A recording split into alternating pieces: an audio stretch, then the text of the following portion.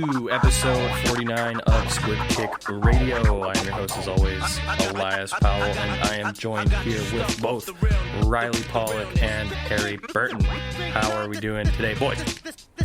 I'm doing real good. It's the last week of the regular season in the CFL, and I am looking forward to the playoffs. I am doing just swell. Been a good day. Other than my Hey, it's a good day to have a great day, Harry. Awesome. Yeah. All right. Well, I don't know. You're not sold on it. I'm not ready to say that yet. It's just, well, I hope the rest of your day is okay. Not great, but okay. Okay. Okay. All right. We can only hope. Well, we have lots of stuff to get to in this week's episode, like Riley alluded to just a moment ago. It's the last week in the CFL season. Gearing up for playoffs, lots of stuff going on, mainly to do with the Riders, and we are hopefully going to clinch first in the West. So we're going to break that down, of course. Go Yeah. Oh, that was an early one, That Harry. was an early one. We're only clocked at a minute and 20 seconds, so we're fired up. We also got lots of CFL just news, more so recap actually, and then lots of stuff going down in the NFL. We will recap a rather lackluster trade deadline in classic NFL fashion, and of course go over everything that just happened. So with that, Riley, fill our ears with CFL news. All right, week 20 saw three pretty good games. One game that was a bit of a blowout. Winnipeg beat Calgary 29-28. It was a really good football game. It's the second week in a row they played each other, and with that, the Bombers opened up the lane for the Durs to take over first in the West. The Bombers finished their season 11-7. They have a bye this week, so they're done. And Zach Collaros looked really good. He scrambled for a few touchdown passes, got away from the rush, took a big hit in the dome, and didn't get a concussion. Well, didn't go out of the game. I don't know if he got a concussion or not. But looks like he's all right. And they've opened up the debate in Winnipeg. I'm thinking Zach Collaros might get the start in the West semifinal, whether they're in Calgary or Regina for that, because he looked a lot better than Strevler has. Yeah, I wouldn't start Strevler. Well, definitely not. He's a glorified running back, game manager. He wore a hat on the sidelines that said game manager, and it's like, well, if the hat fits, buddy. If the hat fits. Moving on, Hamilton 38, Montreal 26. Top two teams in the East squaring off, and Hamilton just really good at football. Keep on winning. Montreal put up a pretty good fight. I think it'll be a pretty good game in the East final, as long as Montreal gets past Edmonton in the East semifinal, as the Eskimos will cross over.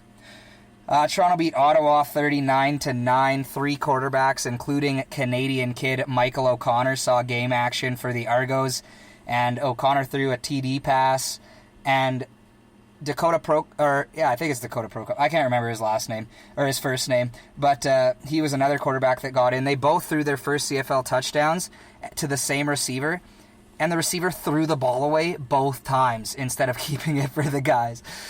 I think O'Connor got his ball back, but I'm pretty sure that the receiver bombed it into the parking lot for the first guy, and so he'll probably never get another touchdown pass again. Yeah, it's unfortunate. The high football IQ in Toronto. Yeah, it was, and the broadcasters were just losing their mind on the second one. They're like, oh, there's no way he'll throw this one away again. Oh my God, he did it again. It was great. It was a good time. And then the Durs took down Edmonton 27-24. Durs had a pretty rough first half. I didn't think they played very well, but I never felt like they were out of the game. They came back, figured out Trevor Harris a little bit, his first game back after injury. I thought he played pretty well. And they took over the second half and took over the game. And now they are just one win away from taking over first in the West for the first time since 2009. That is 10 years, Riley Pollock. Yeah. Good job doing math. I couldn't have figured that out. Long time. Yeah, 10 years. I remember it, though. Those are like the years that I remember, like the first few that I remember, like the full season. Yep. Yeah, I believe we watched that final at your mom's house. Yeah, we were halfway to Albert Street before we found out that there was a 13th man penalty. Yeah, that was tough. Tough L. Yeah. Anyway, hopefully that doesn't repeat, even though I believe that Grey Cup was also in Calgary, so... it seems like everything's kind of just falling into place. Toronto. No, we won the one in Toronto in 07. Oh, right. Yeah. I'm pretty sure it was in Calgary when that happened, and it hurt. It was. But yeah, anyway, that's pretty much the recap. Like I said, the Riders win. They get first in the West. If they lose, Calgary plays BC, and if Calgary beats BC, they would get first in the West.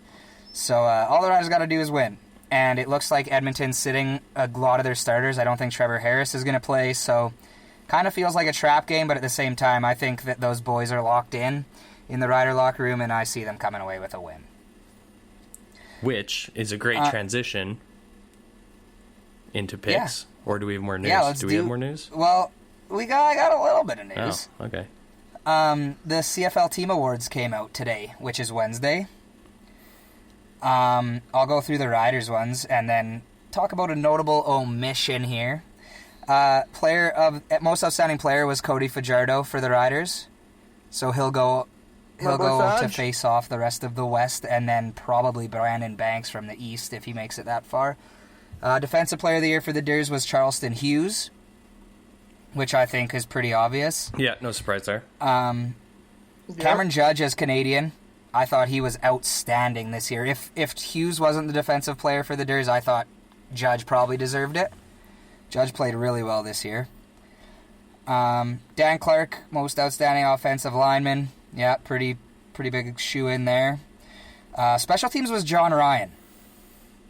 There's 5 votes on this. I believe it's 1 coach and 4 media members who kind of gets to do it. I don't know. Who were the media members? I'm not too sure. They kind of don't have it like as open to the public as I'd like. I'd like to see everyone's votes and stuff like that.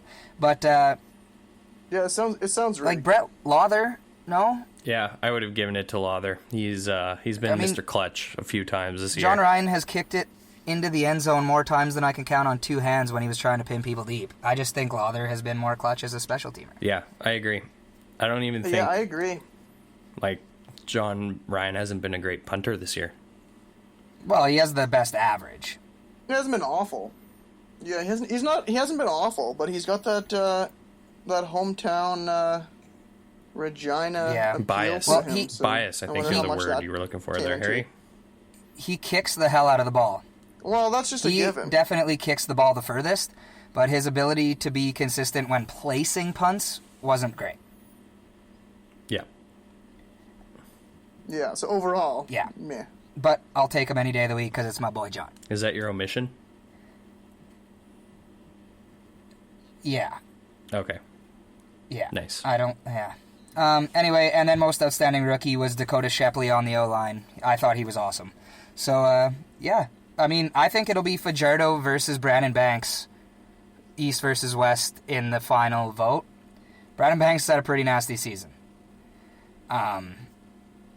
So we'll see. Willie Jefferson was the most outstanding player and a defensive player for Winnipeg, and this is where it gets interesting. Andrew Harris, left off, most outstanding player and most outstanding Canadian, voted on by his own media members and coaches. Because he's juicing. We called it. Yeah. We called it. Yeah.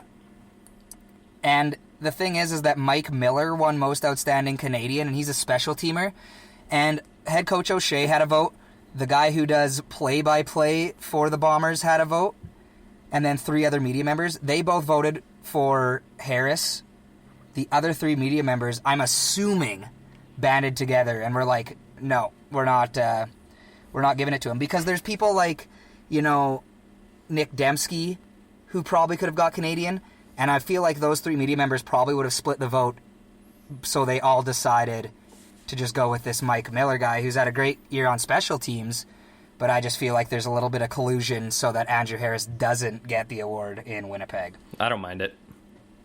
I 100%. Yeah, I don't mind it either. You can't win. I agree, 100%. I think they made the right call. So yeah, that's that's just some of the awards talk. Vernon Adams Jr., most outstanding player in Montreal. Avery Williams on the Ottawa Red Blacks. Hey, Harry or Eli, can you name me what position Avery Williams plays? Safety. Does he Nope, slot back? on the defense. Is he a defensive Maybe. halfback? Who knows? No. Most Who outstanding knows? player for the Argos, Darrell Walker. So wait, you don't know? We don't know? No, I honestly don't know what position. That's he a plays. joke, Eli. Oh. My goodness. Darrell Walker in Toronto, receiver. Brandon Banks in Hamilton. Reggie Bagleton with Calgary, which is Bagleton. surprising, but That's great. Bo missed. Great name. Bagleton. There. That's a great He's been name. awesome. Yeah. We need Bagleton. He's been awesome next all year. Sure. Trevor Harris in Edmonton, even though he missed like 6 games.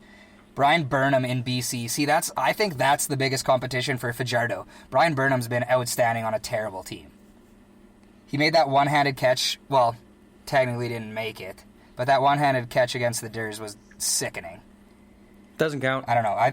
No, agreed. Yeah, I think it'll be Fadge versus Banks, but we'll see. So yeah, that's the awards came out, and they'll do a little bit of a bracket. Now, whoever wins the West will take on whoever wins the East in all those categories, and we'll see at awards night before the Grey Cup who wins all of them. I think Fajardo's got it locked up. I don't see a receiver beating a quarterback in MVP or MOP. I think But it this is. might be the year. Meh. He's gone through a QB change. No one's taking down my boy Fad. Yeah, we'll see. But yeah, that's the news now, Eli. Well, we can that's move awesome. on to my picks. Let's get into your picks. All right. 3-1 straight up, 3-1 against the spread last week. Bang, bang. Bounce back week. 57-20 straight up this year. Hopefully I can hit 60 wins this year in the last week. And then 48-29 against the spread. Pretty nice number. There's pretty big spreads this week. It's going to be tough, especially with players sitting out and stuff to pick these games, but I'm going to give it the old college try. Montreal at Ottawa. I'm going to take the Als -9. I think they're going to want to build some momentum going into the playoff game, and I just think Ottawa is a terrible football team, so I'm going to take Montreal -9 there. Edmonton at Saskatchewan. I'm taking the Durs -9.5. I don't think Edmonton has anything to play for, and the Durs have everything to play for. That bye week, getting the home field, only one playoff game to go to the Grey Cup. I think the Durs are going to come out on fire and absolutely hand it to Edmonton, so I'm taking the Durs -9.5. Toronto at Hamilton. I'm going to take Toronto +12. This Toronto team has looked good since Pinball's come in as the GM, and Hamilton's not going to play any starters against Toronto, so I think Hamilton still wins the football game, but I think Toronto keeps it within 12. Nice. And then my last one, Calgary at BC. See, this is kind of like pending the Ryder game results, because if the Durs win, then Calgary doesn't have anything to play for. They know they're hosting Winnipeg, so I feel like they'll sit all their starters. But if the Durs lose, then Calgary will play all their starters. I'm going to take Calgary -7.5. I think they're going to want a good showing going into playoffs, and I just don't see BC with much hunger to win that game. But it would be cool to play spoiler if the Durs did win, or did lose, so I'm going to take Calgary -7.5, knowing full well that outside forces may ruin that bet for me. All right. The powers that be, if you will. Yeah. Nice. All right. Well, hopefully you can get to 40. Or no, 60. That's 60. Yeah, I'd love to hit 60 this year. Have you hit 60 before on the show? I have not. Oh. You told me to look back last year, and I had 51 wins total last year. Shattered it. So I've already passed Shattered it. by 6, hoping to hit 60. There you go. You're also on a nice little betting heater. I am on a nice betting heater. That covers most sports, though, not just CFL and NFL. But yeah, I've been hitting the money lines pretty nicely on the morning games the past few weeks in the NFL. Excellent. Well, let's chat about some NFL then. All right. We're gonna start with San Fran. They're the real deal. They stomped the Panthers. I love that. I dislike the Panthers wholeheartedly. There's not a single thing I like about them. Agreed. I think they're a one-person football team. And what makes it even better is now that they got destroyed, they're going to go back to Cam Newton and continue to suck. Yeah. Steve Powell, friend of the show, big Niners fan, isn't he? Big Niners fan, huge Niners fan, Yeah. in fact. So he's quite happy. Yeah. Yeah, that's a good one. Yeah, they're unreal. I picked them to be a playoff team this year in my preseason picks, but certainly did not think that they'd be this good. But that defense is really good. Their run game is maybe the best in the league when it comes to by committee. I mean, Breida plays well. That Wilson Jr. guy plays well. Mostart or whatever the hell it is. And Tevin Coleman, my God, did he go off this week. 4 touchdowns. Yeah. It was a big week putting up a 50 burger on the shitty Panthers. Always nice to see. And the Panthers D, wasn't their D like their thing? How do you put up a 50 on them? Yeah. And does this now, I personally would say that game knocks the Panther or Christian McCaffrey out of MVP talks. MVPs are usually on winning teams. Yeah, MVPs don't let their team get blown out by almost 50 points. Yeah, it was tough for a running back already. I think running backs need to break records to win MVPs, and I don't think he'll get it. No, I don't think so either. I don't think he finishes the season in the top 3. Agreed. Yeah. All right, moving on. Drew Brees is back for the Saints, so right on. He came back and does what Drew Brees does. And watching that game, it's like a totally different team from when Teddy Two Gloves is manning the helm. It didn't even look like anything changed. Yeah. Question for you guys. Are the Saints and San Fran the 2 best teams in the NFC?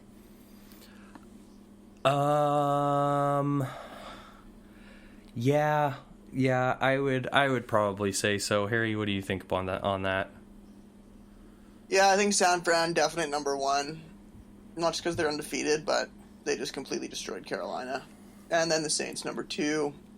But the Saints can easily come back. And 3's hard though, right? Like, you have like the Seahawks, the Rams, the Packers, Philly, Dallas. Oh, Packers! Yeah, I didn't even think about them. So that's the only one I was sort of thinking, and like I'm taking a gander. In Week 12, the Green Bay Packers play the Niners, but I mean, the Packers also almost lost to the Chiefs without Patrick Mahomes. Or their starting left tackle. Yeah, but they still had Andy Reid, and like if anything, that game just showed us that Andy Reid is a mastermind, and you could almost just give really him bad at it's true. I bad mean, at clock management though. With that offense, and he's gonna make it. Yeah, he has had clock management problems, but offensively he's a monster. Yeah, and also Aaron Rodgers got super lucky with that touchdown throw to Damian Williams, not As Damian it seems Williams, to happen. Jamal Williams. Yeah. Aaron Rodgers gets lucky like more than most quarterbacks, I would say. Yep, he definitely does. But I mean, you know what? Let's transition into this game. This game, not a fan. I mean, it was exciting at the end, but in all reality, do we want to watch the Packers have an 11-minute drive? Because I don't. Yeah, that's what happens when they can run the ball for Yeah, you got to stop them. Well, yeah, you got to run the ball, and they just throw little dink and dunk like screen passes and stuff. I just thought it was super boring. They found a way to beat KC. Yeah, they did, and they exploited it, so good for them. But as far as watching goes, it was super boring, and I don't take anything away from that. I mean, the fact that they have a competent coach now is maybe a takeaway, but like, whatever. Yeah. And a good one too at running back. Yeah. I don't know. I wasn't stoked. I thought it was super boring, and an 11-minute drive from Aaron Rodgers is just, I don't know. Not a fan. Yeah. Not a fan. Well, fair. Not a fan. Fair enough. Tampa getting screwed against Tennessee was a pretty big issue. Yeah, another one of those. I was surprised that one wasn't a touchdown. That what was it? Was it a fumble recovery or? Yeah, something like that, and they blew it down. Yeah. Right at the end there. Yeah. And like, those are 2 teams that I don't flip on Sundays. I'll tell you that when they're playing each other. I was losing it during that play because I bet the over in that game ended up being fine still, which is whatever. But like, when a defensive score gets called back and you have the over, you're not super stoked. Refs, Let him stop play. blowing the whistle. Let him play. Stop blowing the whistle. Jesus. Yeah. What else? What else happened that was of note? The Falcons didn't completely get blown out. Yeah. Yeah, they didn't get... They were. Matt They Schaub were. threw for over 400 yards. Yeah. Julio shows he can carry the offense still. Yeah. I don't like Devonta Freeman as a running back. I think unless he's running up the middle, he's scared of contact. Yeah. He runs out of bounds more times than he tries to run over a defender, which is... I definitely would have loved to keep Tevin over him. I'll say that much. Yeah. It's just weird to see. You see him run out of bounds a lot, and he's a physical runner. Yeah. I don't know. I thought that was weird. It's just... And that's something I just noticed watching the game. Fair. The game's a business, and he realizes he's the product, so he could just be being smart. Yeah, I mean, why grind it? But it wasn't just like, obviously don't get blown up, but it's a lot. Like, he's running out of bounds more times than not. Well, I saw James Conner slide against Miami on Monday. Yeah, I saw that too. That was a little much. You're running back. Take the hit. Come on. Pretty much. Yeah, what else? The Bears. The Bears missed a kick. Of course they did. Yeah, of there course. it is. That's why Good I didn't times. even think of it, because it always happens. Matt Nagy as well, taking a knee, but instead of running the ball to move into better field goal range. Yeah. Or even just centering the kick a little bit. Like, give your kicker a little bit better of a chance, because clearly he's not that great. And, give Montgomery the ball. The guy is a workhorse, and your quarterback can't throw. Run game first, pass game when you need to. I don't understand. Matt Nagy, figure it out. Yeah. It's tough, and Tariq Cohen as well is not having a super stellar year. Nobody on the Bears offense Allen is having Robinson a good year. Allen Robinson is a stud. Yeah. Yeah, but he's not having a great year. He's had a few good catches, but I don't know. Overall, I think he's pretty good. meh. I want Mitch Trubisky to be good so bad because he's a UNC player. Yeah, he's a Tar Heel. Tar Heel. Ugh, he's just awful. Yeah. He is, and they could have Patrick Mahomes. Or Deshaun Watson. And they wouldn't have had to trade up. Yeah, Yeah, which is just it is crazy. pretty crazy.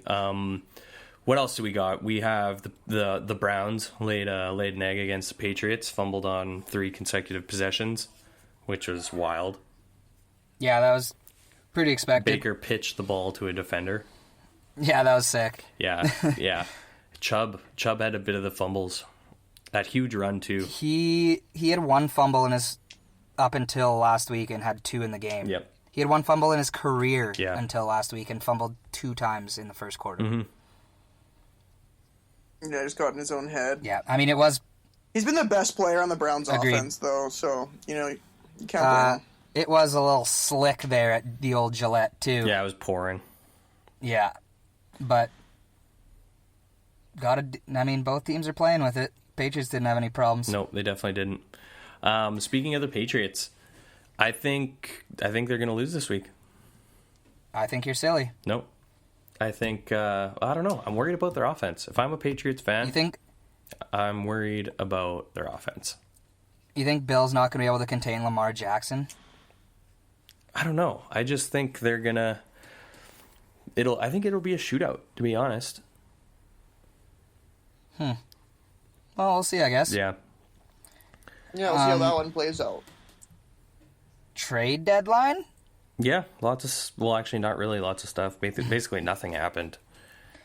Yeah, the bigger news is who didn't move. I think the biggest news is the Rams ended Aqib Talib's career. They just they dirtied him so hard. That was heartless. Yeah. Heartless. Yeah. You're going to the Dolphins. Just a cap dump too. Just no, we need to free up money, so we're gonna just trade you to anyone who will take you for basically nothing. Yeah, what did they get? He'll probably be on a new team next year. They sauced Talib in a 5th for a future pick. Yeah, future pick, undisclosed. Yeah. Nice. Yeah. Thanks for all your hard work, Akib. Here you go. Yeah. See ya. Oh, yeah, that's tough. Being on a playoff football team to a rebuild. Who are you guys most surprised didn't move? Trent Williams. I heard he failed his physical. Yeah, he did. Yeah. Really? So, no one's taking him if you can't play. I was most surprised by AJ Green. I really thought since he was going to find him a new home that maybe could make him a contender for once in his career. It was wishful thinking. The Bengals were pretty adamant to say they weren't trading him. Well, who was it? The Patriots that... Or no, the Saints said that they threw basically everything they could at Cincy and they still said no. Yeah, pretty much. But, I mean, whatever. That's Cincinnati. They're not gonna be good for a while. Yeah. Harry, who's your biggest surprise? Yeah, I don't know. I'd probably say AJ as well. I was kind of hoping Rashad Penny would get traded from the Seahawks to somebody who needed a running back, but that didn't happen. Yeah. I guess Kenyon Drake got moved. I don't think that was trade deadline day. And who cares about Kenyon Drake? Like, really? He got traded the day before, I believe. Yeah, to Cardinals. Yeah. So Harry's still sad about that because his boy DJ is dying. DJ Slow will be death in back Arizona. soon. They just need, and they only got him because they have no depth at running back now. Yeah, well, Edmonds Edmonds is is out out like this 3 week weeks. too. Yeah, so. Yeah, I mean, Kenyon Drake's not a bad running back. He's just on the worst team in football, besides maybe the Falcons. Yeah, Falcons are up there. I'd love to see the Falcons play the Dolphins. I think they'd lose. And then get the first overall pick. See, I don't think so. I think they would win because the Dolphins are trying to lose. True. I think if the Jets played the Falcons, I think the Falcons would lose. Yeah. Well, I mean, the Jets beat the Cowboys. Yep, they did. I think the Falcons would beat Cincy too. Yeah, that'd be But a I think it'd be a tough one. close game. Yeah, that'd be a tough Yeah. one. Who knows what Cincy looks like when AJ Green comes back too? Well, they're not going to be great because they're playing a rookie quarterback. And segue. Yeah, I guess, yeah, segue. Ryan Finley, new starter in Cincy. Yep, book it. Andy Dalton And is AJ Green. pissed. Yeah, well, they cut him on. They benched him on his birthday. Yeah, that's harsh. Tough one. It's business.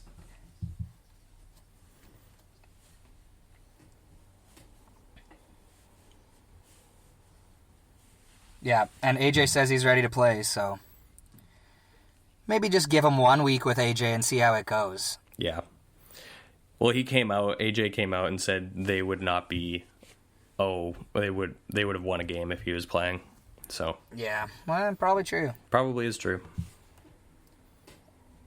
Yeah, and I guess the last bit of info we got here is J.J. Watt once again out for the season, torn pec. He's too much of a beast. His human body Does he can't retire? just... I don't I don't think so either. Because he's a beast. He's just going to work and come back. It's what he's just going to repair his pec muscles. They're going to come back stronger. Yeah, he's good to be a monster for 8 games a year, and then his body explodes. Yeah. He's a prime candidate for the Reptilianoids. Give him a Reptilianoid frame and not this puny human frame. Like, what was it? It was 2 seasons ago when he's literally just breaking his fingers through his skin. Yeah. Like, Jesus.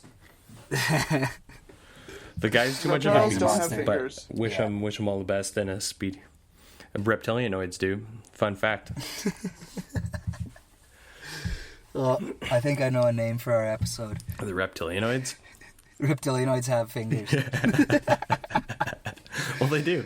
They do. If you're not familiar with the Reptilianoids, just do yourself a favor and do some Googling, because they're there. They're in All our right, government. so that segue, moving on. Well, yeah, I guess Hey, that's don't it. fight the Reptilianoid people. I mean, geez, they need their coverage. But yeah, I think that's a bit. That's all of the news that happened. I agree. I think it was a slow week that we turned into a long segment. This is the way she goes. It is. Well, I mean, it's the Reptilianoid agenda. We have to follow it. That's fair. Picks time. Let's do it. All right, I'll go through our Week 8 results, and then we will go in order as we have for the last 8 weeks with our picks for this week. All right. Week 8, I came 2-2, as usual. Classic. 2-2 Rawls, always. You picked gimmies, 14. too. That's what's funny. I know, like Indy. Figure it out. What does Indy do? And game. Pittsburgh wins by 13 when game. I have them at minus 14. Yeah. Yeah, I needed Indy to kick that game-winning field goal for me to win my money on the morning money line parlays last week. Good old Adam Vinatieri, the GOAT of all things kicking footballs. Yeah. So I'm now 14-18 after going 2-2. I'm getting close, you know? Kid's gonna get to 500 one day. I had Indy -6 versus Denver. They won, but didn't win by 6. San Fran -6 versus Carolina. They blew that out of the water. New England -13 versus Cleveland. That one for me. And then Pittsburgh -14 versus Miami. Pittsburgh only won by 13, so I lost to go to 2-2. Harry also went 2-2. He's now 21-11 on the season. He had Indy -6 versus Denver as well. That lost. Seattle -3.5. They won. Detroit -7 versus the Giants. That was a loss. They only won by 5 or 6. And then San Fran -6 versus Carolina. That one won as well to go to 2-2 for the old Garrison. And Eli, the winner of the week, 3-1. Big win. New England -13 versus Cleveland. Jacksonville -6 versus the Jets was a winner. He also took Indy -6 versus Denver. All three of us lost on that one.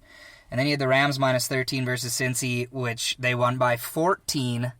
So we didn't have our second push of the year for you. To go to 3-1, and Eli is now 16-15-1 on the season. Nice. You're a half game over 500 now. That's what I want. Get back in the win column. Yeah. So, Not great numbers I guess I'll as far as start. gambling's concerned, though. No, you've had a tough time. You keep sending me your sheets, and you lose like one game on your morning parlays, and it's a bad time. Yeah, I have been his last 2 weeks. I said it on last week's episode. Harry was there. 2 weeks ago, it was one game away from 500, and this past week, it was one game away from 1100. So I'm just getting screwed left, right, and center. What was it, the over that you lost on? It was the over in the New Orleans-Arizona game. A couple missed field goals in that game, too. Yeah. Really screwed me. It's ugly. There's some swear words I could say right now about that, but... Yeah. Moving on to Week 9 predictions. I guess I'll go first since I'm in last. I got Houston +1 versus Jacksonville this week. I believe that is the... Is that the London game this week? No, I believe Jacksonville already played in London. Oh. I could also be wrong, though. Let's take you keep going, and I'll do... It is the London game. 7:30 or 9:30 a.m. Eastern on Saturday. Nice. Or Sunday, pardon me. Oh, of course, not Saturday. I'm going to take Houston +1 versus Jacksonville, even though those London games are really tough to predict. I'm going to take Indy -1 versus Pittsburgh. I think Indy's a better team than the Steelers are. Although, the Steelers only beat Miami by 13, so yeah, I think Indy's going to win that one. Green Bay -3.5 versus the Chargers seems like a really low number to me.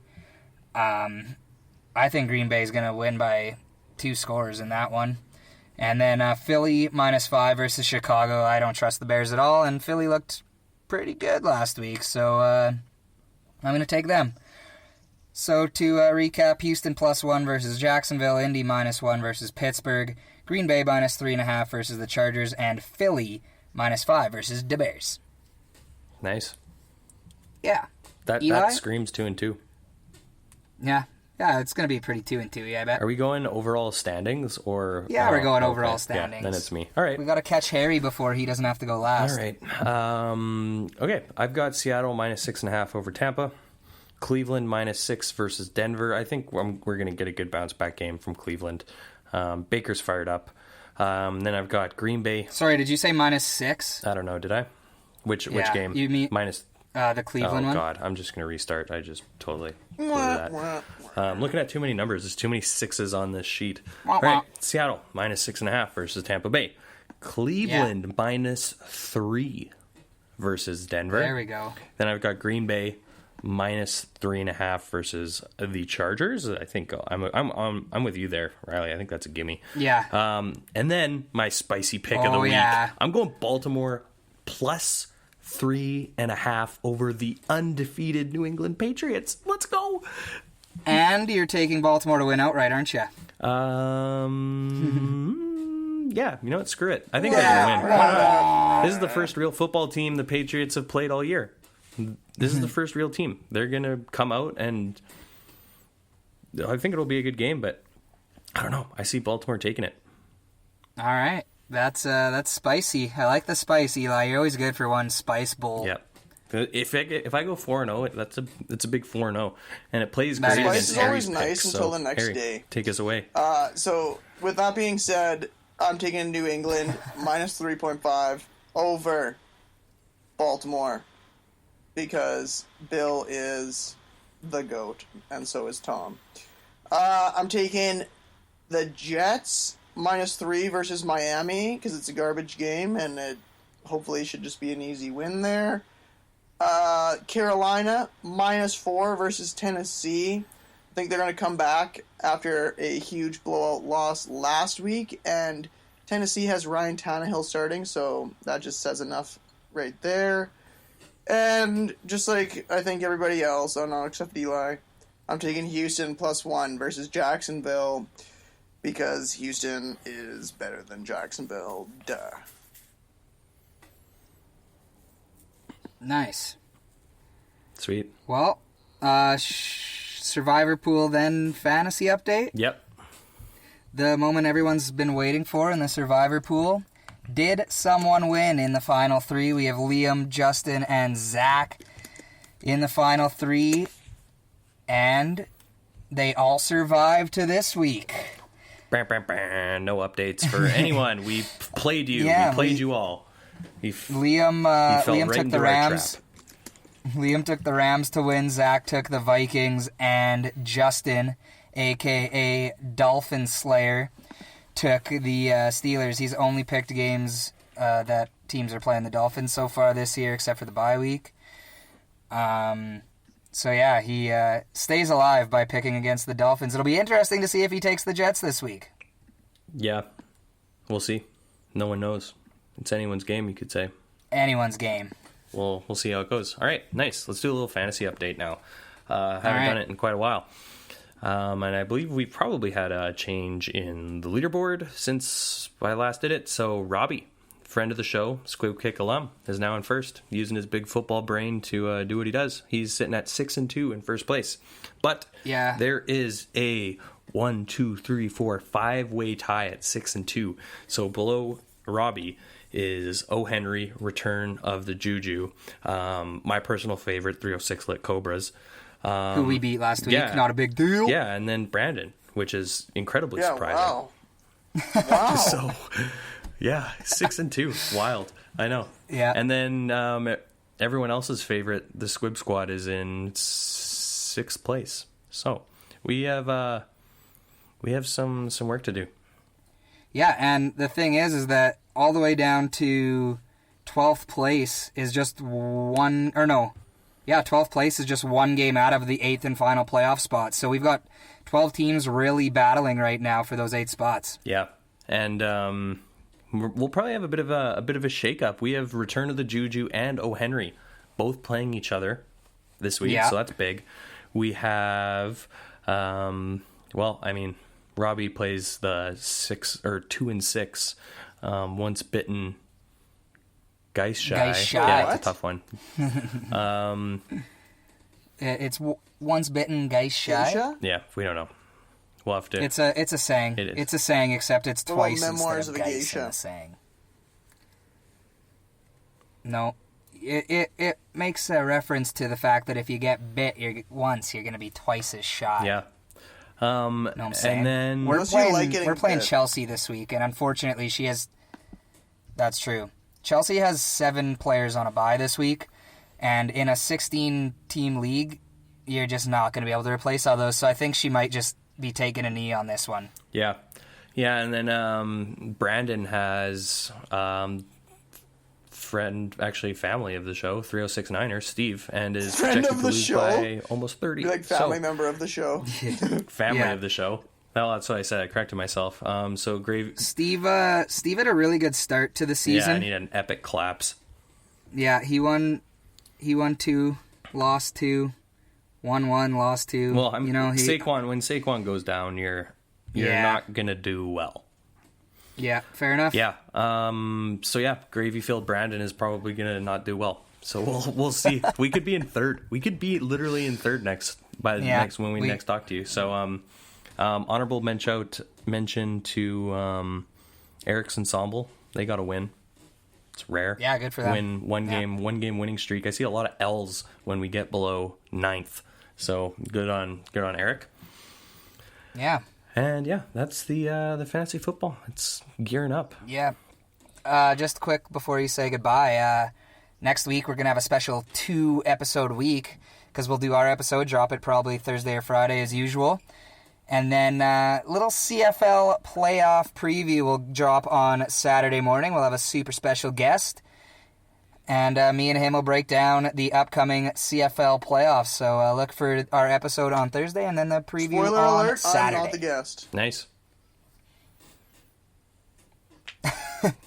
Wow. It would just be an hour of you saying I go said it Dares. once, no twice. Yeah, that's tough. All right. Yeah. I mean, yeah, he started early and then ended out. So over under on the Durs is it didn't hit. Well, I mean, we're racking it up now, but anyways, as always, thank you for listening. Check us out on the social medias at Squib Kick Radio. If you aren't familiar with Reptilianoids, do yourself a favor. They're everywhere.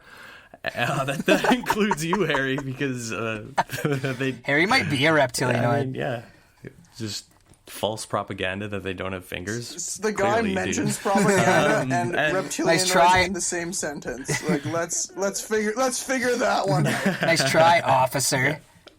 Yeah, I mean, go put your face back on, Harry. It's fallen off. You can see your reptilianoid teeth. Well, with that, all right, we gotta go. We'll talk to you next week. Reptilianoids are not real. Peace. I got you stuck off the realness. Think not the shit's too hot. Too hot. Too hot. Rock you in your face. Dab your brain with your nose bone. I'm a vampire walking on the surface of the sun.